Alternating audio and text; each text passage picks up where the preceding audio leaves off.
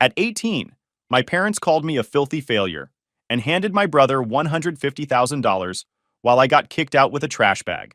20 years later, they were standing outside my gate begging me to let them inside. Hey, Reddit, so my parents had this vision of what success looked like, and I wasn't it. I, 38 male, run a custom construction business in Pennsylvania. But growing up outside Pittsburgh, I might as well have been the family stain they couldn't bleach out. My dad and mom were those type A professional snobs who measured worth in job titles and country club memberships. Dad worked in corporate finance, convinced his position made him some kind of modern aristocrat. Mom sold luxury real estate and cared more about what the neighbors thought than her own kids. Then there was Griffin, my younger brother by 3 years, who could do no wrong in their eyes. Every dinner was the same performance.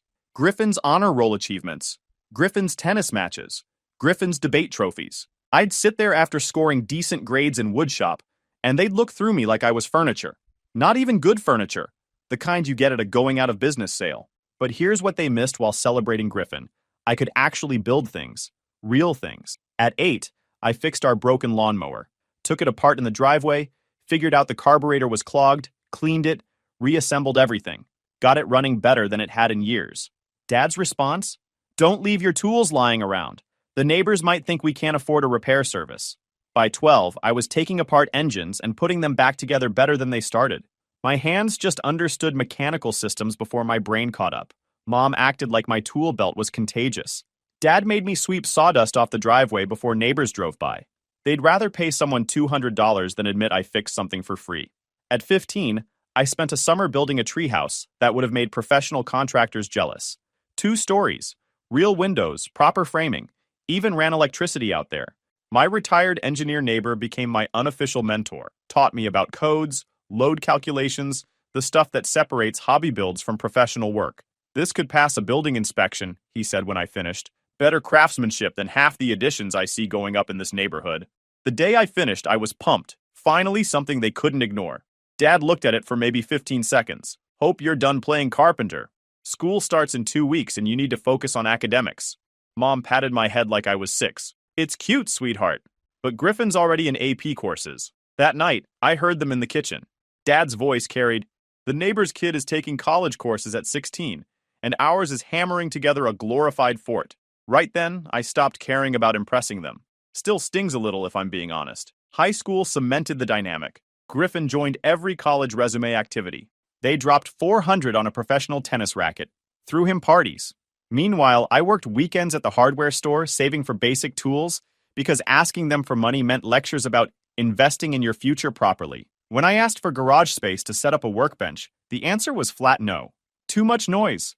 Griffin needs quiet for his studies. So I worked in the driveway. Tools and plastic bins I had to haul out every time. Senior year, Griffin got early acceptance to Yale. My parents threw a party that would have made a wedding look modest. Dad gave a 20-minute speech about Griffin's exceptional trajectory, while Mom cried happy tears. Their gift? Brand new BMW. 3 years earlier when I graduated, we went to a chain steakhouse. They got me a used laptop. I wasn't headed to a 4-year university. I'd been accepted to a technical college with a top-rated construction management program.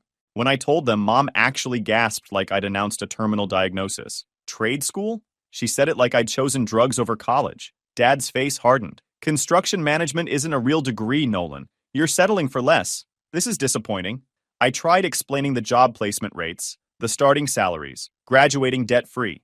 None of it registered. We raised you better than this, Mom said, and I laughed. Actually laughed. You raised Griffin. I just lived in the same house. You could feel the room go dead quiet, but I was done pretending their opinion mattered. 2 days later, Dad called me into his home office. Mom was already there, seated like this was a board meeting. Dad slid a folded paper across his desk. We've made a decision about your living situation. I unfolded it, typed, dated. A formal 30-day notice to vacate, like I was a tenant being evicted, not their kid. You've chosen a path we can't support, Mom said, voice measured. We think it's healthiest if you establish independence now. Clean breaks allow for growth. Dad's signature at the bottom. Mom's underneath. They'd planned this. You're kicking me out. We're establishing boundaries, Dad corrected. You have 30 days. After that, the locks change. I didn't argue, didn't beg. Just folded the paper, put it in my pocket, and walked out. That night, I called my buddy Micah, asked if his couch was available. He didn't ask why, just said, keys under the mat. I spent the next 3 weeks packing my plastic bins of tools into my truck. The workbench I'd built in the garage. Left it. Let them figure out how to remove something bolted to their foundation. Set my house key on the counter on day 29. Didn't leave a note. Nothing to say. That first month was Micah's couch, gym showers before class, and gas station burritos for dinner. Everything I owned fit in the truck bed. Trade school started with zero parental support, which was fine by me. I worked full-time at the hardware store, pulling doubles when possible, sleeping maybe 5 hours a night. Meanwhile, Griffin's entire Yale experience, tuition, living expenses, study abroad trips, came fully funded. The scoreboard never changed, only the numbers did. But trade school was the first time I actually enjoyed learning. My instructors recognized talent when they saw it. My project management instructor would stay late going over advanced techniques. You've got instinct for this, Nolan. That can't be taught. I graduated top of my class with a job offer from a major construction firm before I even walked. Assistant project manager at 21. My parents didn't come to graduation. Griffin had a tennis tournament. I stopped expecting them to show up and started building the life I wanted. That's where I met Tessa. She came by the site office to drop lunch for her uncle, and I immediately fumbled trying to look smooth, knocking over an entire filing cabinet. Instead of being embarrassed for me, she helped pick everything up and told me about the time she fell face first into a fountain on a first date. We talked until her phone died. Tessa was a nursing student working night shifts to pay tuition. She understood hustle, understood proving yourself without a safety net. Our first real date lasted until 4 in the morning, just talking about dreams. She wanted pediatric trauma care. I wanted my own construction company. She never once questioned if my goals were good enough. She just asked what she needed to know to help. 6 months in, my parents insisted we come for Christmas dinner. Called 3 times. Mom sent an email about family obligations and the importance of traditions. I didn't know what came to me, but we went anyway. Predictably, the entire dinner revolved around Griffin's Yale glory. 2 solid hours of Dad grilling him about networking strategies and Mom wanting every detail about his Ivy League social life. What clubs he'd joined, what professors he'd impressed, which alumni he'd connected with. When Griffin mentioned a Goldman Sachs internship, you'd think he'd cured cancer. Dad actually stood up and shook his hand across the table like they were closing a business deal. Finally, Tessa cut in. Nolan just got promoted to full project manager, youngest in company history. Brief silence. You could hear the clock ticking. Mom. Oh, that's nice. Immediately turned back to Griffin. So tell us more about the internship. Is it paid? In the car afterward, Tessa was heated. Do they always treat you like background noise? You're the youngest project manager at one of the biggest construction firms in the state, and they didn't ask you a single follow-up question. They've always been like this. Nothing I do measures up to Griffin's resume. That's not about measurement, Nolan. That's about them being terrible parents. She was right. Should have been the last time I went back for anything. Lesson learned the hard way. By 29, I'd saved enough to start Nolan Steel Construction. Just me, my truck, and a garage full of tools. The early days were brutal. Constant stress about finding clients, covering expenses, handling every role from carpenter to accountant. Tessa, now an RN at Children's Hospital, basically kept us afloat financially those first 8 months. We got married the year before. Small ceremony, dinner at our favorite spot. My parents showed up an hour late and dipped mid-meal for a prior obligation. Griffin was networking in New York. Tessa's family actually showed. Her dad, a union electrician, pulled me aside, told me I was building something real, and slipped me $2,000 cash for tools. Starting a business with zero family help sucked. Other contractors had co-signers, borrowed equipment from family businesses, warm leads from Uncle Knows a Guy network. I had cold banks and colder rejections. 3 turned me down flat. 1 loan officer actually laughed when I mentioned I didn't have a co-signer. The 4th approved me at an interest rate that felt like robbery, but it bought a used van with 180,000 miles and enough gear to start taking jobs. First 6 months, I was operating out of that van. No office, no shop, just me, a cell phone, and a trunk full of tools. I'd quote jobs in the morning, work them until dark, then do invoicing in parking lots using the dome light. Sundays became flyers and door knocking in nicer neighborhoods, offering free estimates. Most doors closed fast. Some people looked at me like I was casing the place. A few didn't close, and those few kept me moving. I landed a kitchen renovation for a surgeon. 4-week timeline. Finished in 3. Late nights hand-cutting tile until it looked deliberate, not rushed. He walked through, nodded once, and called 6 colleagues to recommend me. After that, I leaned into high-end custom work, the kind you can't fake, where details matter and YouTube certified doesn't cut it. Griffin, meanwhile, graduated Yale with honors and landed a position at a Manhattan investment firm, making 180 base plus bonuses. My parents couldn't stop talking about it. Same favorites, new price tags. Then came the dinner that torched whatever remained of our relationship. A few years into Griffin's Wall Street career, my parents insisted we come over. Called 3 times. Said it was important family business. Tessa flat out refused this time, but I figured I'd hear them out and leave. My mistake. Over dessert, Dad raised his glass with this smug smile. Your mother and I have exciting news. We've decided to help Griffin purchase his first home. Manhattan real estate is competitive, so we're providing $150,000 for his down payment. I waited for the second part. The part where they'd help both sons. Crickets. My voice stayed flat. What about me? They looked confused, like they'd genuinely forgotten I might have housing needs. What about you? Dad asked. I've been saving for a house for 4 years. Business is growing, but we're still renting because housing prices keep jumping faster than I can save. You're giving Griffin $150,000 and I get nothing? Dad's expression hardened. Griffin positioned himself for success in a demanding field. He needs to live in an appropriate neighborhood for professional advancement. And what I do isn't demanding. I work 70-hour weeks building a business from scratch. Mom's smile was condescending. Dear, Griffin has a real career. You chose an alternative path. We support choices, but we can't reward everyone equally when the effort isn't comparable.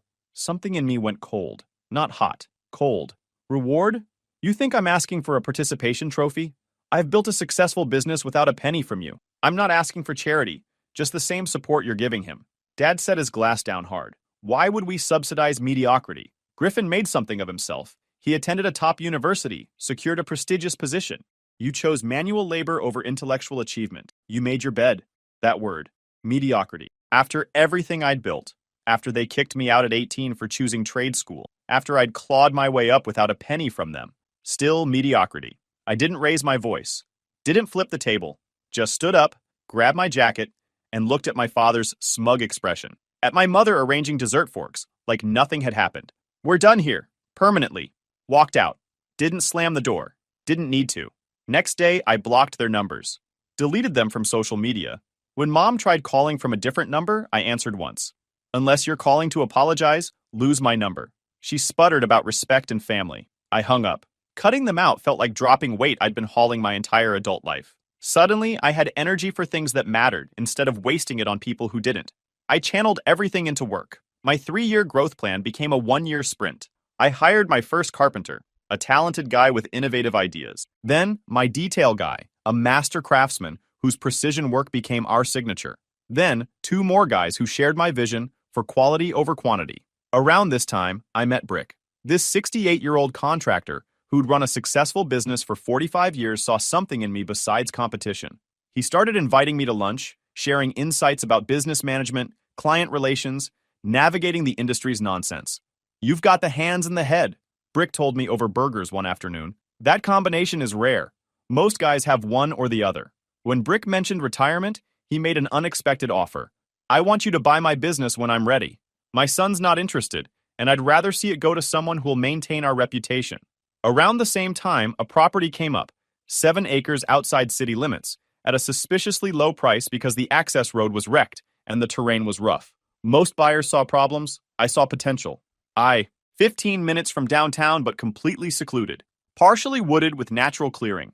Half the market rate for comparable land. The realtor thought I was crazy. The road alone will cost you 30 grand to fix. Permits for that grade are a nightmare. I smiled. I know a guy. The guy was me, and Brick, and about 600 hours of weekend work. More importantly, I could envision exactly what I wanted to build. Not just a house, a statement, proof that I'd succeeded on my terms. Every beam, every joint, every finish would be my own work. No one could take credit for it. No one could claim they helped. I leveraged everything to secure that land. Tessa was nervous, but supportive. If anyone can make that work, it's you. First year was hell. Weekends and most nights were spent clearing land and rebuilding that access road, a 300-foot steep mess that turned to mud every time it rained. Some nights I'd get home so tired I'd fall asleep in the truck before making it inside. Brick lent me equipment and taught me how to run it. My first carpenter and my detail guy showed up most Saturdays, working for food because they bought into the plan. Connections helped, an excavation hookup for cheaper materials, and reclaimed barn timber through a friend. We hauled 30 huge beams that became the centerpiece of the great room. Weekdays, I grew the business. Nights, I drafted plans. modern and clean, heavy on custom woodwork and smart builds. 18 months in, Nolan Steel Construction was up to 8 employees with a waitlist. Road and foundation were done. I was pulling 80-hour weeks, tired but finally building something that was mine. Griffin was still posting vacation flexes while needing our parents to float his housing. Cute. The stress didn't stop. A major client paid 3 months late, so I took a bridge loan. Lumber spiked. Tessa's car blew a transmission. We handled it anyway because that's what we did. 2 years after buying the land, a developer hired us for an 8-month whole home renovation with real budget and real freedom. The finished house got featured in a regional architecture publication. After that, the phone didn't stop ringing, and for the first time we got to pick projects instead of begging for them. 9 years after cutting contact, our home was nearing completion. The exterior was finished, aggressive combination of stone, steel, and cedar that looked like it grew from the landscape while making a bold statement. Inside, we were on final details. The business had grown to 12 employees, with a reputation as one of the premier custom builders in western Pennsylvania. Our workshop had become a destination for clients wanting to see craftsmanship firsthand. Through it all, my parents remained silent. They'd apparently decided to have one son. Fine by me. Then, on a Tuesday afternoon, my phone rang. Griffin calling. We'd barely spoken in years. Nolan, just drove past your property. His voice wasn't shocked. It was calculating. How big is this operation? What's something like this worth? No greeting. No, how are you? Straight to valuation. Why do you care? I'm just saying, 7 acres, custom build, workshop facility. That's not a small investment. You're doing better than Dad thinks. I leaned against the workbench. What Dad thinks isn't my concern. And it shouldn't be yours either. Look, I'm in town meeting a client. Mind if I swing by? I'd like to see what you've built. No. Silence. He wasn't expecting that. Come on, Nolan. I'm not asking for a tour of Fort Knox. Just want to catch up. You want to appraise the place for Mom and Dad? Answer's still no. He tried a different angle. Fine. Can we at least grab coffee? There's a Wawa off Route 30. I need to talk to you about something. I could have said no to that too. But something in his voice, the slight crack under the finance bro confidence, made me curious. Not sympathetic, curious. 20 minutes! I'm not sitting around waiting. The Wawa parking lot, very Pennsylvania. Griffin's BMW looked out of place next to pickup trucks and work vans. A guy in Carhartt overalls glanced at it, then at Griffin, then went back to his hoagie like he'd seen everything he needed to see. Griffin was leaning against the driver's door when I pulled up, looking like he hadn't slept in days. The suit was expensive but wrinkled, the kind of wrinkled that happens when you sleep in something because you don't have anywhere else to be.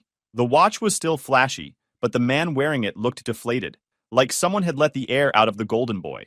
I grabbed a coffee inside, took my time, let him wait. When I came out, he was checking his phone with that anxious compulsion people develop when their whole life is falling apart one notification at a time. He didn't waste time on small talk.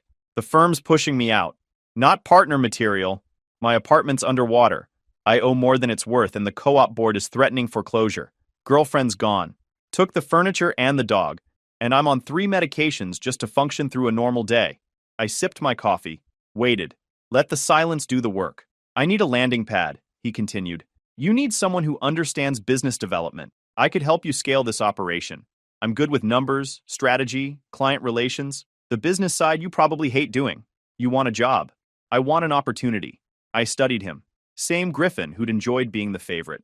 Same Griffin who'd never once defended me to our parents. Now he was struggling and suddenly remembered he had a brother.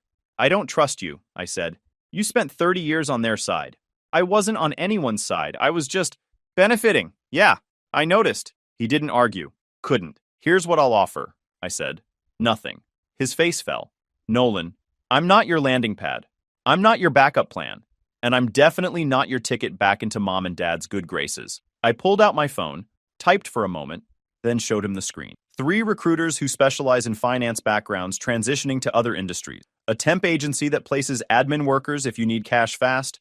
And the name of a therapist Tessa's colleague recommended, handles career crisis stuff. He stared at the screen like I'd handed him a rejection letter, which I guess I had. That's it? A list of phone numbers? That's more than you ever gave me. When they kicked me out, you were at tennis camp. Never called. Never checked in. 9 years of silence, and now you want to be brothers because your life fell apart. I finished my coffee. Good luck, Griffin. Genuinely. But you're not my problem to solve. I drove off, watched him shrink in my rearview mirror, still standing by his BMW in a Wawa parking lot, holding his phone like he didn't know what to do with it. Didn't feel good, didn't feel bad either. Just felt like the right call. 2 weeks later, my intercom buzzed. Saturday afternoon, middle of sanding down a custom mantelpiece. I checked the camera feed. Dad's Mercedes at the gate, Mom in the passenger seat, reapplying lipstick like she was about to walk into an open house showing. 9 years of silence, and they just showed up like nothing had happened. Tessa looked at the monitor over my shoulder. You don't have to answer that. No, but I want this documented. I pressed the intercom button. This property has audio and video recording. State your business. Before anyone starts screaming about consent laws in the comments, my lawyer confirmed the signage plus setup was fully compliant for Pennsylvania. Moving on. Dad's voice crackled through, already annoyed. Nolan, don't be ridiculous. We're your parents. Open the gate and let us in. I asked you to state your business. We want to see the house. Griffin mentioned how impressive it is, and we thought it was time to see what you've accomplished. Everything you are started under our roof. The least you owe us is a tour. Griffin mentioned it. Not surprised. The gate stays closed. If you have something to say it through the intercom. Mom leaned toward the speaker. Nolan, please, this is silly. We drove 45 minutes to get here. Can't we just come in and talk like a normal family? We gave you the discipline and work ethic that made this possible. We stopped being a normal family when you handed me a typed eviction notice at 18. And again when you called my business mediocrity to my face while handing Griffin $150,000. You want to talk? You can do it from there. Dad's face on the camera was turning red. We came here to reconnect, and you're treating us like solicitors. I'm treating you like people who've proven they can't be trusted. You want a relationship? Here are the terms. Written acknowledgement of how you treated me. Not, we made mistakes. Specific admission that you treated me as less than for choosing my own path. Delivered through my lawyer. His card is in the mailbox at the end of the drive. No financial entanglement. No surprise visits. Everything in writing. This is absurd, Dad sputtered. We're not negotiating with our own son through attorneys? Then we're done here. Drive safe. I clicked off the intercom. Watched on the camera as Dad argued with the speaker for another 3 minutes.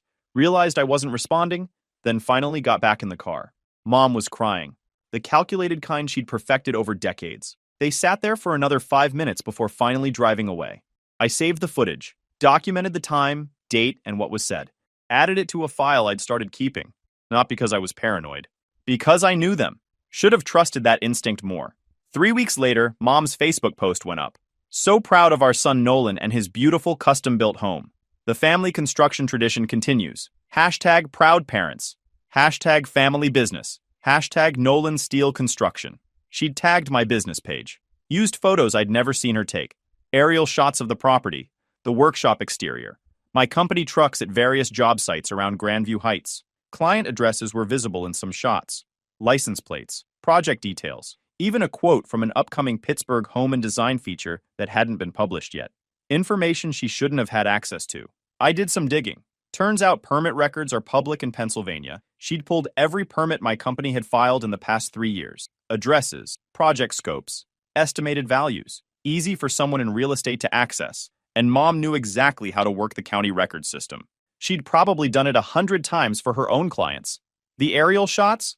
Drone photographer she worked with regularly for listing photos told him it was for a family surprise project. He didn't charge her. Probably thought he was doing something nice for a colleague. The magazine quotes came from the photographer who'd shot our feature. Mom had contacted him claiming to be Nolan's mother wanting to surprise him with prints for his birthday. He'd shared preview images and some interview excerpts because he thought he was helping a sweet mom do something thoughtful. Guy felt terrible when I called. Said he'd never do something like that again without verification. Not his fault. Normal people don't assume mothers are running reconnaissance operations on their own children. The job site photos were more concerning. One of my crew mentioned seeing a Mercedes parked down the street during our Grandview Heights project last month. Different days, different times, but always the same car. They'd assumed it was a curious neighbor. Luxury neighborhoods, people watch construction crews all the time. Now I knew better.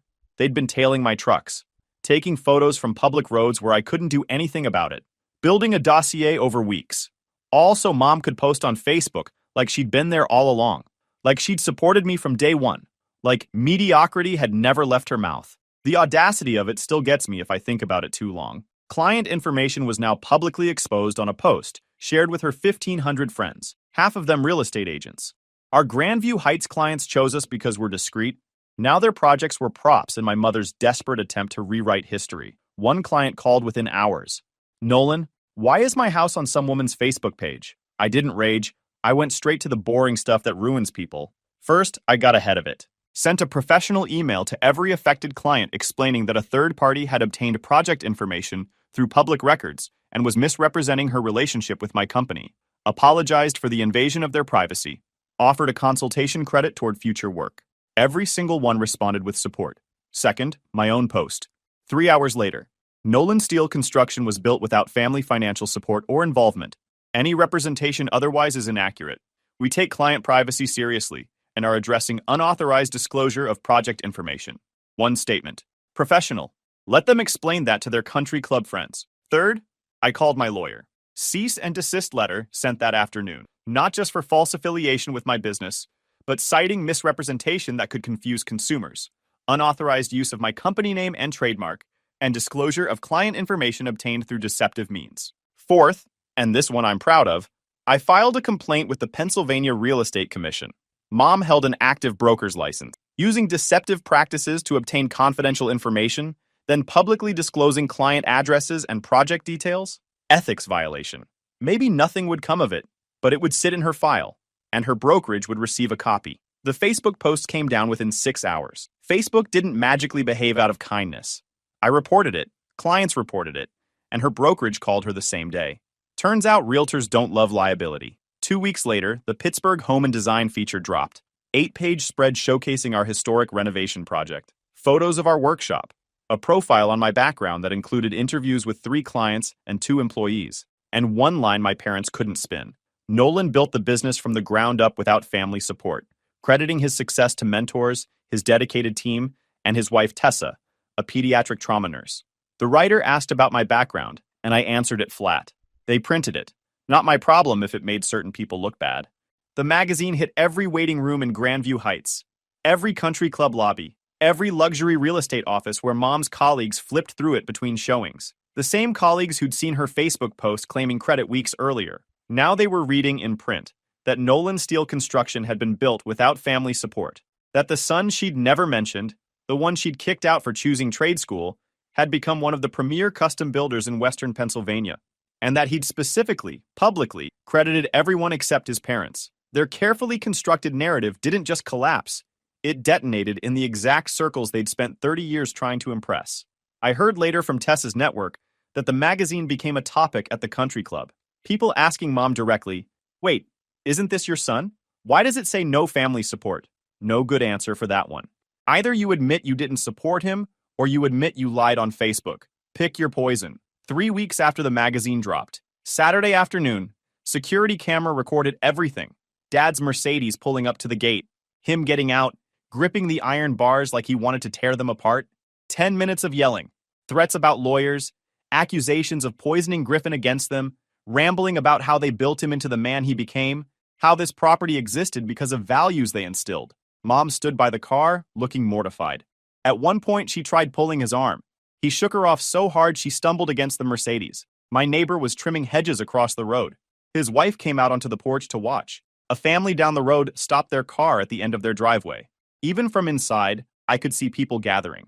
I didn't engage, didn't go to the gate, didn't give him the satisfaction of a reaction. Watched from the security monitor, confirmed everything was recording clean, then called the sheriff's non-emergency line, gave them the address and plate number, described the situation calmly, requested a deputy for a trespassing complaint. Deputy arrived 14 minutes later. Dad was hoarse by then, suit dusty from pressing against the bars, sweat staining his collar despite the cool weather. His tie was loosened. His hair was a mess. He looked nothing like the composed corporate finance guy who'd handed me that eviction notice 20 years ago. He tried to pull rank, started explaining this was a family matter and private business that didn't require law enforcement, dropped his job title, mentioned the country club like it was supposed to mean something. The deputy didn't care, didn't even blink. Clipboard came out, case number, formal warning. Dad went quiet in that I've never been told no way. You could see his brain short-circuiting, trying to figure out why his usual tactics weren't working. Dad sputtered about family rights, private property exceptions for parents, started quoting things that sounded like they came from a Google search done in the car on the way over. The deputy actually looked bored. Deputy wasn't having it. Handed Dad a copy of the warning. Official paperwork with a case number and everything. Dad stared at it like he couldn't process what he was holding. A man of his position, his standing, being served trespass papers by a county deputy in front of the neighbors he'd been planning to impress. Mom was already in the car with the door closed, face buried in her hands. She knew what this meant for their reputation. They drove off. My neighbor was still watching from his porch. So was everyone on that road who'd heard the screaming. Later, Tessa heard through the hospital grapevine that Mom had been bragging at the country club days before about reconnecting with Nolan and visiting his beautiful estate soon. Now their neighbors had witnessed Dad screaming at a locked gate while a deputy issued a trespass warning. Word travels fast in those circles. Mom's real estate colleagues started asking questions. Dad's golf buddies got quiet. The people they'd spent decades impressing now had a very different picture. I didn't ruin them. I just stopped covering for them. Their obsession with appearances did the rest. The following months were quieter. Better. I hired a proper operations manager, someone with no family ties, no divided loyalties, just competence and a paycheck. He came from a competitor who'd underpaid him for years. Within 3 months, he'd reorganized our filing system, streamlined scheduling, and identified cost inefficiencies I'd been too busy to notice. Brick officially retired that spring, selling me his client list and equipment at a fair price. We'd grown to 15 employees with clients driving from 3 states away. Griffin tried calling twice more. I didn't answer. He sent a letter, handwritten, 5 pages, full of apologies and explanations about pressure from Dad. I read it once, noted that it still focused on his journey, his growth. Not much acknowledgement of the actual harm, just a lot of explaining why he'd done what he'd done. I shredded it. He wasn't wrong for trying. I just wasn't obligated to respond. Tessa got pregnant that summer. We didn't tell my parents. Didn't tell Griffin either. They all found out anyway, probably through the grapevine. They tried visiting the hospital after the baby was born. All 3 of them, parents and Griffin, showed up together like some kind of reconciliation ambush, dressed like they were attending a charity gala instead of a maternity ward. Security stopped them in the lobby. I'd already put all 3 names on the no-visit list. 2 nurses told Tessa they'd seen the whole thing. Dad arguing with security about grandparent rights and how, "This is our granddaughter, you can't keep us from her." Mom crying in the waiting room, making sure everyone could see, fishing for sympathy from other families. Griffin standing off to the side looking uncomfortable, probably realizing this wasn't going to work, but not having the spine to tell them. All of them eventually leaving when a supervisor explained, firmly, professionally, and very publicly, that patient wishes regarding visitors were final, and that continuing to cause a disturbance would result in them being escorted out by hospital security. The story spread through the hospital within a day, then through Tessa's professional network, nurses and doctors, who all knew families in Grandview Heights, then back to their social circles. Within a week, the story had made a complete loop. The couple who'd been bragging about their successful builder son had been escorted out of a maternity ward. 6 months after my daughter was born, the business continued growing. 23 employees. Considering a second location, booked solid for 3 years out. Dad tried calling twice more, left voicemails about being willing to overlook my behavior if I was ready to be reasonable. Same old conditions dressed up as olive branches. I didn't respond. There was nothing to discuss. Griffin sent another letter. Something about wanting to meet his niece, about how family should matter more than mistakes. I sent it back unopened. Return to sender. No explanation needed. The gate camera caught Dad driving past twice in 1 week, never stopping. Just slowing, looking, then accelerating away. The footage went into the documentation file, just in case. My neighbor mentioned he'd seen them parked down the road one afternoon, just sitting there in their Mercedes, watching the property from a distance. Not close enough to trigger the trespass warning. Just close enough to look pathetic. 2 people who'd spent their entire lives obsessing over what the neighbors thought, now sitting in a parked car staring at a gate they couldn't enter. My neighbor said they sat there for almost an hour before finally driving away. He felt bad for them. I told him not to. Last month, Mom left a voicemail. Something about wanting to talk and work things out and how life is too short for this. She mentioned Dad's health. She mentioned missing out on being grandparents. She mentioned that they'd reflected on things and wanted to move forward together as a family. I texted back 4 words. Send it to my lawyer. Haven't heard from any of them since. Guys, we are so close to hit 100,000 subscribers on this channel. If you are not subscribed to the channel, please consider subscribing. It really helps hit that 100,000 mark. Thanks for making this dream come true.